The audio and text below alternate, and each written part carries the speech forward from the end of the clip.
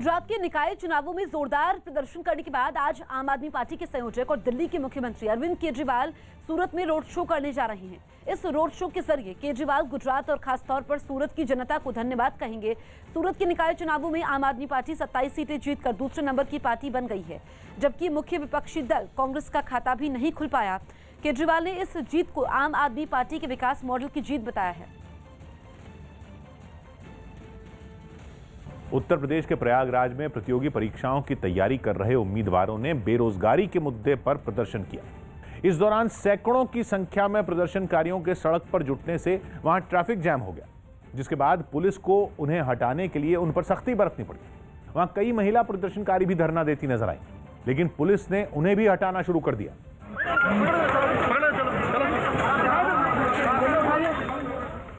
इसके बाद भी जो लोग वहां से जाने के लिए तैयार नहीं हुए, उन्हें पुलिस ने जबरदस्ती उठाकर अपनी गाड़ी में बैठा दिया। ये रोड पे साइड बिल्कुल धरना था, जो बिल्कुल उचित नहीं होता। यहाँ पे लगातार अनंत काल तक चलाना। इससे पहले पुलिस ने कई बार प्रदर्शनकारियों से सड़क खाली कर देने की अपील भी की। वहीं प्रदर्शनकारियों ने चेतावनी दी कि जब तक उनकी मांगें पूरी नहीं हो जाती, वो आगे भी इस तरह धरना देते रहेंगे। तमिलनाडु के शिवकाशी में एक पटाखा फैक्ट्री में आग लगने से 6 लोगों की मौत हो गई। धमाका इतना जोरदार था कि फैक्ट्री की इमारत पूरी तरह से तबाह हो गई और दूर दूर तक फैक्ट्री का मलबा ही मलबा दिखाई दे रहा था। मौके पर पहुंची फायर ब्रिगेड की टीम ने फैक्ट्री में आग पर काबू पाया और घायलों को अस्पताल पहुंचाया। फिलहाल इस बात की जांच चल रही है कि आग कैसे लगी।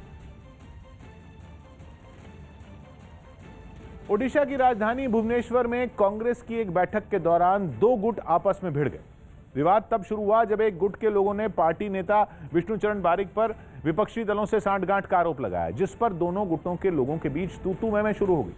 देखते ही देखते उनके बीच हाथापाई होने लगी। घटना की जो तस्वीरें सामने आई, उनमें एक तस्वीर में कांग्रेस दफ्तर के बाहर दोनों गुटों के लोग आपस में मारपीट करते दिखे। कुछ लोगों ने उन्हें समझाने और अलग करने की भी कोशिश की, जिसका उन पर कोई असर नहीं हुआ।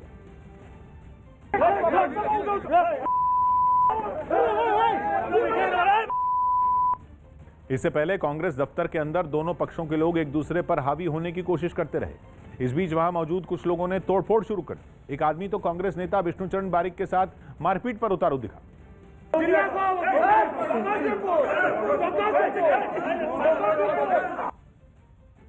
इस घटना के बाद विष्णुचरण बारिक ने अपने ऊपर लगाए सारे आरोपों को सिरे से खारिज कर दिया। कोई बीजेडी का साथ हाथ मिलाया नहीं, कांग्रेस के लिए काम किया, आज भी काम करे, अगला दिन भी काम करेगा। इसके बाद जब मीडिया ने बैठक में हुए बवाल पर कांग्रेस के दूसरे नेताओं से सवाल किए, तो उन्होंने इस पर अजीबोगरीब बयान दिया। ऐसा तोड़ो, ऐसा मारो, ऐसा करने से प्रैक्टिस होगा अपोजिशन के बीजेपी के साथ, बीजेडी के साथ लड़ने के लिए। मारपीट की वजह से काफी देर तक कांग्रेस दफ्तर में अफरा तफरी मची रही। हालांकि बाद में समझा बुझाकर मामला शांत करा लिया गया। दिल्ली के मुख्यमंत्री अरविंद केजरीवाल की सुरक्षा घटाने के आरोपों का गृह मंत्रालय ने खंडन कर दिया। न्यूज 18 के अमित पांडे की रिपोर्ट है कि गृह मंत्रालय के सूत्रों के हवाले से जो खबर आई, उसमें कहा गया कि अरविंद केजरीवाल की सुरक्षा में किसी तरह की कोई कटौती नहीं की गई है, बल्कि जो 4 जवान हटाए गए, उनकी जगह नए 4 जवानों को तैनात किया गया है। मतलब ये कि उन्हें पहले की ही तरह Z+ श्रेणी की सुरक्षा मुहैया करवाई जा रही है, जिसे दिल्ली पुलिस और केंद्रीय अर्धसैनिक बल दोनों मिलकर संभाल रहे हैं। इससे पहले आम आदमी पार्टी ने अरविंद केजरीवाल की सुरक्षा में तैनात कमांडो को कम करने का आरोप लगाया था और यह दावा किया था कि गुजरात निकाय चुनाव के नतीजों के बाद ये कार्रवाई की गई। उन 6 पुलिस के कमांडोज में से भी 4 कमांडोज केंद्र सरकार की MHA ने, मिनिस्ट्री ऑफ होम अफेयर्स ने, अमित शाह जी के डिपार्टमेंट ने विड्रॉ कर लिए हैं। मुख्यमंत्री श्री अरविंद केजरीवाल जी के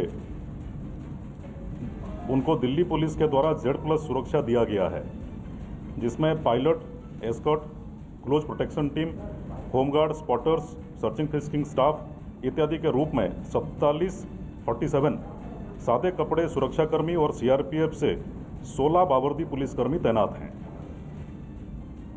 उनको दिया गया सिक्योरिटी कवर अपरिवर्तित है और उनको दी गई सुरक्षा कर्मियों की संख्या में कोई कमी नहीं की गई है। चीन के FDI प्रस्तावों को मंजूरी पर सियासी घमासान छिड़ गया। चीन के FDI प्रस्तावों को मंजूरी देने पर राहुल गांधी ने प्रधानमंत्री पर हमला किया और अपने ट्वीट में लिखा कि चीन समझ गया है कि PM उसके दबाव में झुक गए हैं। जिसके जवाब में बीजेपी नेता अमित मालवीय ने अपने ट्वीट में राजीव गांधी फाउंडेशन में चीन की फंडिंग के आरोप का जिक्र कर दिया और लिखा कि चीन तो समझ गया, राहुल गांधी कब समझेंगे। न्यूजीलैंड ने दूसरे टी20 मैच में भी ऑस्ट्रेलिया को 4 रन से हरा दिया। इसी के साथ उसने 5 मैचों की सीरीज में 2-0 से बढ़त हासिल कर ली। मुकाबले में न्यूजीलैंड ने पहले खेलते हुए 20 ओवरों में 7 विकेट पर 219 रन बनाए थे, जिसके बाद ऑस्ट्रेलिया की टीम अच्छे प्रदर्शन के बावजूद 8 विकेट पर 215 रन ही बना पाई। बीजेपी अध्यक्ष जेपी नड्डा रविवार को वाराणसी के दौरे पर जाएंगे। वो वहां पार्टी कार्यालय का उद्घाटन करेंगे और जिले के बूथ अध्यक्ष के घर चाय पे चर्चा कार्यक्रम में भी शामिल होंगे। यही नहीं, नड्डा अपने 2 दिनों के दौरे में काशी विश्वनाथ मंदिर में भी पूजा कर सकते हैं। महाराष्ट्र के वाशिम जिले में पोहरा देवी मंदिर के महंत और उनके परिवार के 4 सदस्यों की कोरोना रिपोर्ट पॉजिटिव आई। 2 दिन पहले महाराष्ट्र के मंत्री संजय राठौड़ इसी मंदिर में दर्शन करने पहुंचे थे। दावा है कि मंत्री के इस मंदिर दर्शन कार्यक्रम के दौरान बड़ी संख्या में उनके समर्थक भी वहां पहुंच गए थे और आरोप है कि उन्होंने वहां कोरोना नियमों का बिल्कुल भी ध्यान नहीं रखा। इस मुद्दे के तूल पकड़ने के बाद सीएम उद्धव ठाकरे ने 1 दिन पहले ही इस मामले में जांच के आदेश दे दिए थे। दिल्ली के सीएम अरविंद केजरीवाल सुबह गुजरात के सूरत जाएंगे, जहां वो रोड शो में भी हिस्सा लेंगे। पिछले दिनों सूरत नगर निगम के चुनावों में कांग्रेस को पछाड़कर आम आदमी पार्टी दूसरे नंबर की पार्टी बनी थी। इस जीत से उसे नगर निगम में मुख्य विपक्षी पार्टी का भी दर्जा मिल गया। इंडोनेशिया के सुलावासी प्रांत में सोने की एक खदान में हुए हादसे में 3 मजदूरों की मौत हो गई, जबकि खदान में फंसे 15 से ज्यादा लोगों की जान बचा ली गई। हादसे के समय वहां 40 से ज्यादा मजदूर काम कर रहे थे। तभी खदान का हिस्सा धंस गया और वहां काम करने वाले सभी लोग अंदर फंस गए। घटना की खबर मिलते ही प्रशासन की टीम वहां पहुंची और खदान में फंसे लोगों को बचाने में जुट गई। रेस्क्यू ऑपरेशन में खुदाई करने वाली मशीनों की मदद ली गई। इस बीच मौके पर लोगों की भारी भीड़ जुटी। इस भीड़ में उन मजदूरों के घरवाले भी थे जो इस हादसे का शिकार हुए। इन सबके बीच राहत और बचाव की टीम ने घटना वाली जगह को घेरकर मजदूरों को बचाने का अभियान जारी रखा। सुबह से शाम हो गई, लेकिन रेस्क्यू टीम ने हिम्मत नहीं हारी और वो खदान में फंसी जिंदगियों को बचाने के काम में जुटी रही। Kegiatan evakuasi tersebut yang mana memang karena melihat situasi yang gelap। विधानसभा चुनाव के लिए बीजेपी ने बंगाल में लोक्खो सोनार बांग्ला अभियान की शुरुआत कर दी। इस अभियान के जरिए पार्टी का मकसद राज्य के 294 विधानसभा क्षेत्रों के लोगों तक पहुंचना और उनके सुझाव इकट्ठा करना, जिसके लिए विधानसभा क्षेत्रों में बीजेपी के एलईडी रथ पहुंचेंगे, जिन्हें जेपी नड्डा ने कोलकाता में पार्टी का झंडा दिखाकर रवाना किया और लोक्खो सोनार बांग्ला अभियान की शुरुआत की।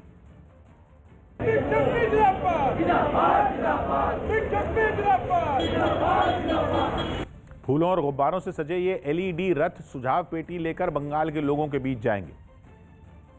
जेपी नड्डा ने लोक्खो सोनार बांग्ला अभियान की शुरुआत कर दी। आप देख सकते हैं बीजेपी का झंडा दिखाकर इन जो एलईडी रथ हैं उनको रवाना कर रहे हैं। इस अभियान की शुरुआत करने से पहले जेपी नड्डा ने उम्मीद जताई कि इस मुहिम से बंगाल में परिवर्तन की राह आसान होगी।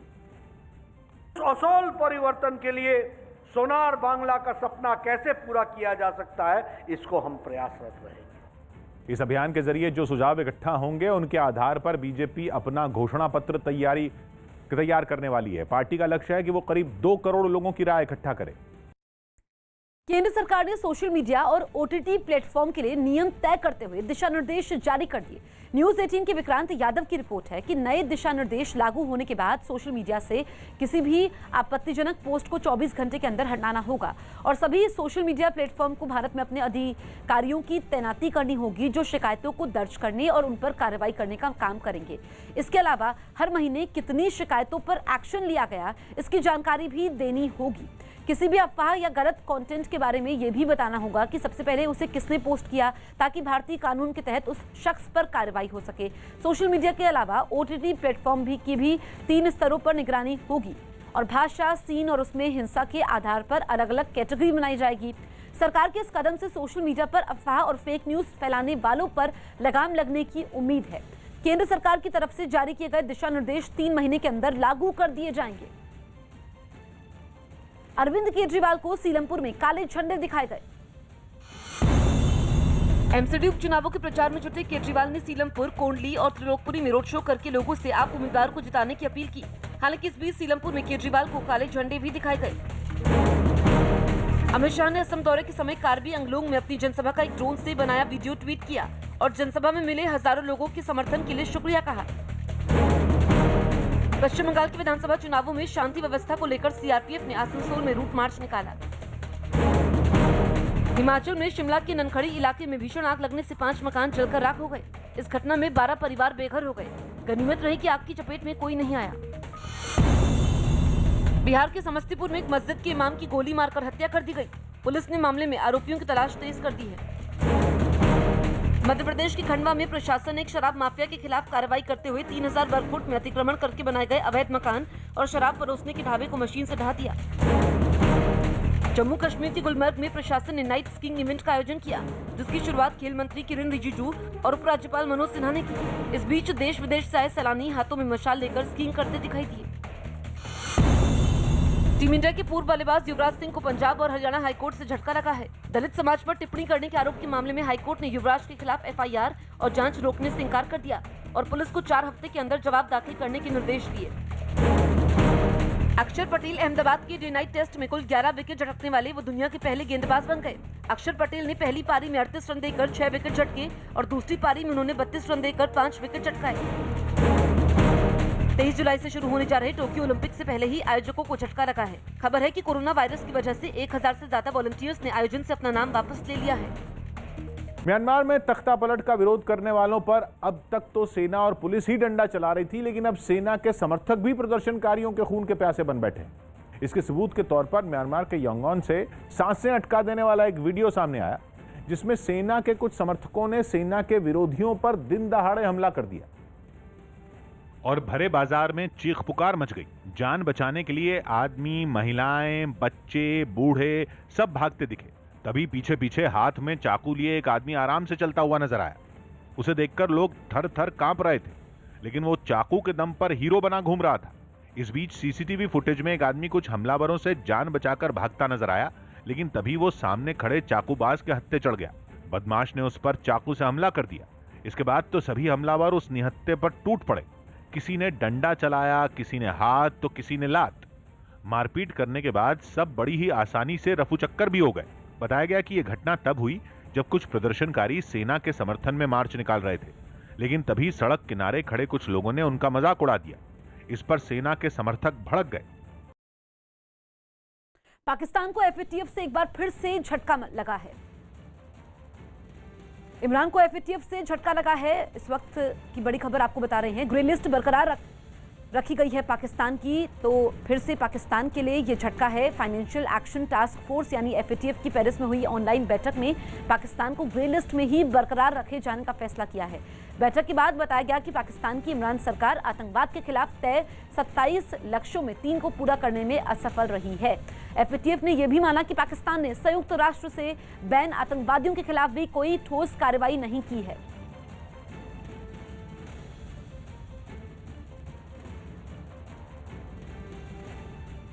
बीजेपी विधायक के जनसंख्या जिहाद वाले बयान पर घमासान छिड़ गया। बिहार में बीजेपी के विधायक हरिभूषण ठाकुर के बयान पर सियासी घमासान छिड़ गया। उन्होंने नाम लिए बिना एक समुदाय पर जनसंख्या जिहाद करने का आरोप लगा दिया।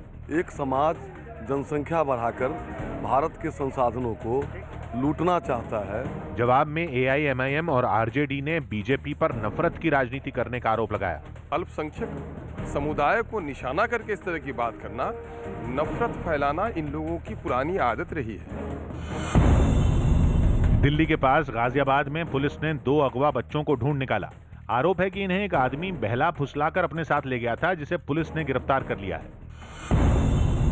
बांग्ला फिल्मों की अभिनेत्री पायल सरकार बीजेपी में शामिल हो गई। कोलकाता में बीजेपी अध्यक्ष जेपी नड्डा की मौजूदगी में उन्होंने पार्टी का दामन थामा। बंगाल के सारे लोग यही चाहते हैं और आज से बेटर दिन ये हो नहीं सकता।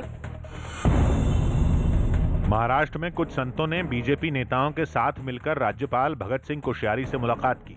इन साधु संतों ने राज्यपाल से मंत्री विजय वडेट्टीवार पर साधुओं के अपमान का आरोप लगाया और कार्रवाई की मांग की। कुछ दिन पहले मंत्री विजय वडेट्टीवार पर साधुओं के खिलाफ विवादास्पद बयान देने का आरोप लगा था। दिल्ली के पास गौतम बुद्ध नगर में बदमाशों ने सिगरेट के एक गोदाम में लूटपाट की। आरोप है कि ये बदमाश वहां से लाखों की सिगरेट लूट ले गए। भारतीय सेना की बढ़ती ताकत का डर अब पाकिस्तान को सताने लगा है।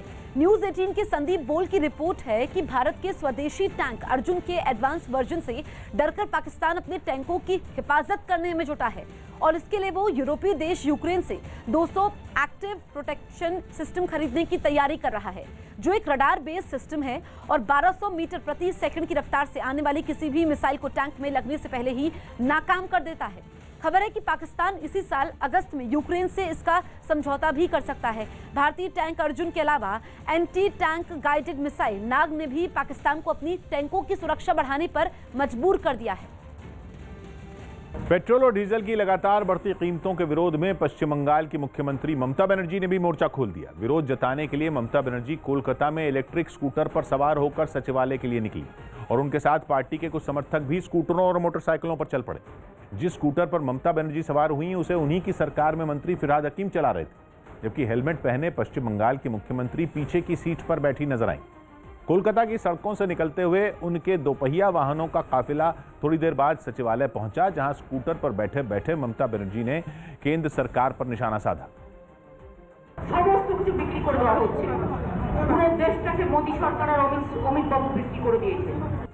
हालांकि बीजेपी ने ममता बनर्जी के विरोध के इस तरीके को जनता का ध्यान भटकाने वाला स्टंट करार दिया। जनता का नजर फिराने के लिए मुख्यमंत्री एक चमक दे रहे हैं। महंगाई के मुद्दे पर इससे पहले भी ममता बनर्जी केंद्र सरकार को घेरने की कोशिश कर चुकी। वहीं दिल्ली में एलपीजी के दामों में लगातार हो रही बढ़ोतरी का विरोध करने के लिए कांग्रेस के दो नेताओं ने सिलेंडर पर बैठकर मीडिया से बातचीत। इस साल फरवरी में तीसरी बार एलपीजी की कीमतों में इजाफा हुआ। राजधानी में सिलेंडर के दाम 25 रुपए बढ़कर 794 रुपए हो गए, जिसके विरोध में कांग्रेस प्रवक्ता सुप्रिया श्रीनेत और पार्टी के संचार विभाग के सचिव विनीत पुनिया ने सिलेंडरों के साथ प्रेस कॉन्फ्रेंस की। उन्होंने मीडिया से बातचीत के दौरान सिलेंडर पर तकिया रख लिया और फिर उस पर बैठकर बातचीत जारी रखी। सुप्रिया श्रीनेत ने तो अपने सामने मौजूद सिलेंडर पर माइक भी रख दिया। उन्होंने गैस की कीमतों में लगातार हो रहे उछाल पर केंद्र सरकार को खूब कोसा। इन सिलेंडर का यही यूज है, इसमें गैस भराने की तो हम लोगों की हैसियत अब है नहीं, जिस तरह से गैस के दाम बढ़ रहे हैं। जम्मू कश्मीर के सोनमर्ग से ताजा बर्फबारी की शानदार तस्वीरें सामने आई। मौसम में आए बदलाव की वजह से वहां कई ऊंचाई वाले इलाकों में बर्फबारी हुई, जिसकी कुछ शानदार तस्वीरें सोनमर्ग से सामने आई। ताजा बर्फबारी की वजह से वहां हर तरफ सफेदी छा गई। मौसम बदला तो वहां मौजूद सैलानियों के चेहरे भी खिल उठे। बर्फबारी के बीच लोग भी जमकर मस्ती करते नजर आए। कोई एक दूसरे को बर्फ के गोले बनाकर मारता नजर आया तो कोई स्नो स्कूटर की सवारी करता दिखाई दिया। मस्ती करने में छोटे छोटे बच्चे भी पीछे नहीं रहे।